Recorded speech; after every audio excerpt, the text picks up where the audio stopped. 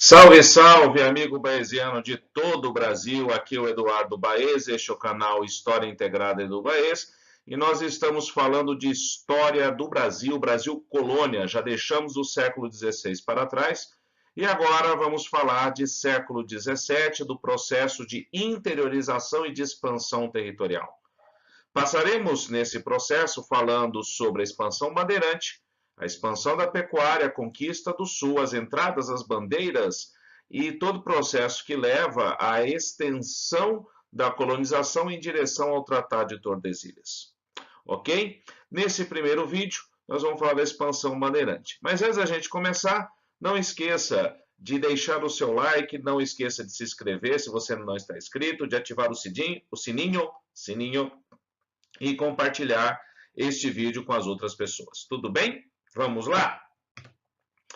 Muito bem. A expansão territorial, ela obedece a um contexto específico. Qual é esse contexto? O primeiro deles está ligado à União Ibérica. Com a União Ibérica e com a hegemonia espanhola, o modelo português de colonização, que até então era um modelo de litorânea, passou a sofrer influências diretas de um outro modelo.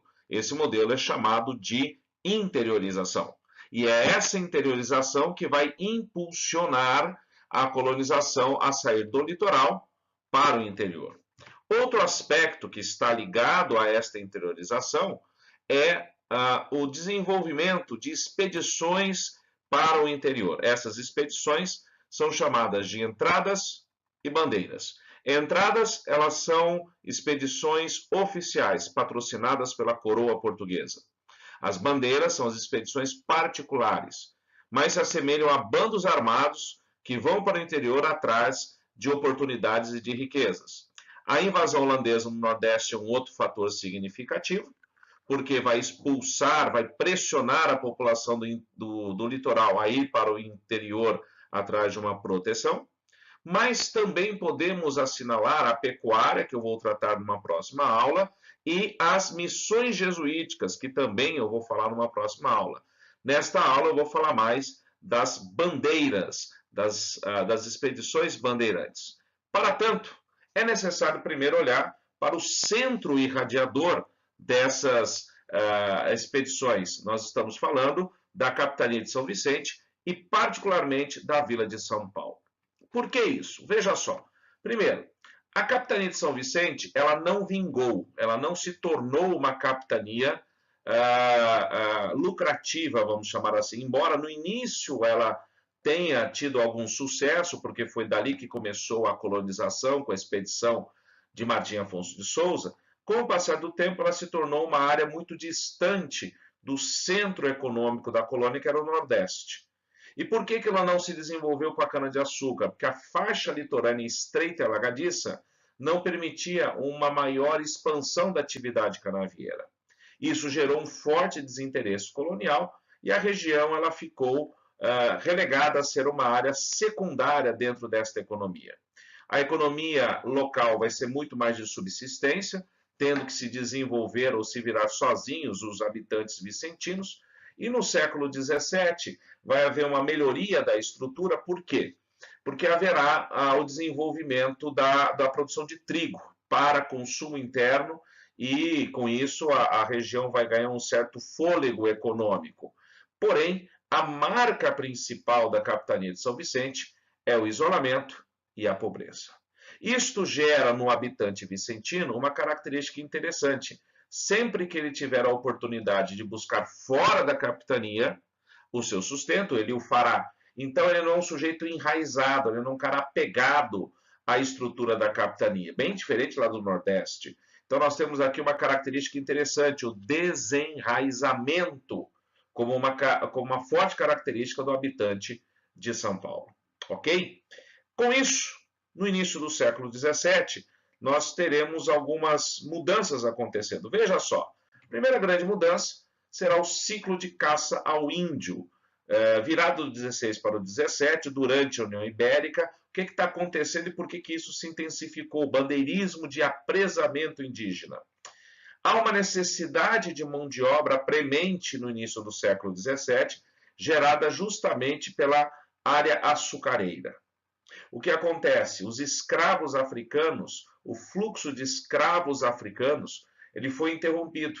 Interrompido porque no início do século XVII, os holandeses, antes de invadirem e ocuparem o Nordeste, se apossaram dos mercados de escravos do litoral africano, cortando então este fluxo de mão de obra para o Nordeste.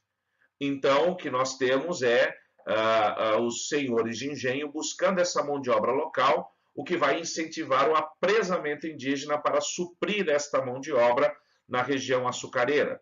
Além disso, eu citei no slide anterior, você tem a produção de trigo em São Paulo, que precisa de mão de obra, e o apresamento indígena servirá a isso. Onde que nós vamos buscar tudo isso? Onde que vai se buscar essa questão? No aprisionamento de nativos, nas missões jesuíticas, do Rio Grande do Sul, Paraná e Mato Grosso do Sul. Entenda que essa era uma área inicialmente espanhola, mas que vai ser acessada pelos bandeirantes portugueses em busca desta mão de obra, e o índio das missões, ele atende esta necessidade de trabalho porque ele já está aculturado, ele já está sedentário no sentido de fixo, é mais fácil ele ficar ocupado numa região e dentro do próprio sistema de trabalho. Auge dessa estrutura é justamente o período aí de 29 a 48 no século 17. Gerou um alargamento informal das fronteiras e a retirada dos jesuítas da região sulista, justamente pelos conflitos com os bandeirantes. Numa próxima aula, quando eu estiver falando de tratados de limites, eu vou falar sobre a Guerra Guaranítica de 1759, resultante desse choque entre bandeirantes e jesuítas, ok? A partir da segunda metade do século XVII, nós vamos notar um declínio da atividade de caça ao índio e o desenvolvimento da atividade de busca por jazidas minerais. Observe esse mapa que eu vou colocar para você. Esse mapa mostra as áreas, né, os deslocamentos das expedições bandeirantes. Observe que aqui de baixo, eu vou marcar aqui para você, ó, eu vou circular aqui, ó. Você tem as bandeiras aqui da região de São Paulo, note que elas são irradiadas de São Paulo em direção ao interior, e aqui em cima, não sei se você nota esta área aqui, ó, que eu marquei para você, onde você tem uma bandeira se estabelecendo. Aqui é a expedição do Domingos Jorge Velho, que vai ter como marco inicial o combate ao quilombo de Palmares, e depois ele vai mais ao interior. Então, note que elas tiveram uma ampla área, né? O Tratado de Tordesilhas passava mais ou menos, eu vou ver se eu consigo fazer a riscada aqui para você. O Tratado de Tordesilhas passava mais ou menos aqui, ó, onde está passando o negócio. Isso aqui era o Tratado de Tordesilhas, ó. Ok? Então, você vê que eles avançaram por toda a região, mas não intencionalmente, não foi uma forma intencional, ok? Eu vou tirar o mapa e eu vou ter que apagar agora esses riscos todos. Pronto, olha que beleza. Muito bem, o que mais eu posso destacar da bandeira de caça ao índio? Veja só, nós podemos observar aqui, né, que a expulsão dos holandeses a partir da segunda metade do século XVII, do Nordeste e de Angola, serviram para explicar o declínio desta atividade, porque agora você volta a ter a opção do trabalho africano. Mas, principalmente, eu vou destacar com vocês a distância para buscar nova mão de obra, porque com o crescente processo de massacres e de aprisionamentos, você tem uma grande fuga de nativos para o interior e cada vez mais longe, distante da área ocupada pelos bandeirantes. Na segunda metade do século XVII, nós vamos encontrar o ciclo do ouro e das pedras preciosas. Esse caso, nós estamos falando das bandeiras de prospecção. O que são as bandeiras de prospecção? De busca por pedras preciosas e por ouro, né? Vale lembrar que depois da queda do ciclo de caça ao índio, nós temos aí a situação de a capitania de São Vicente não ter se desenvolvido, não ter se recuperado. O que significa que o apresamento indígena não mudou essa situação. Continua se buscando alternativas econômicas na região. Passa a haver um grande apoio da coroa, uma vez que com o declínio do açúcar nordestino, a coroa portuguesa buscava uma alternativa a atividade açucareira e encontra justamente na busca por metais preciosos esta alternativa.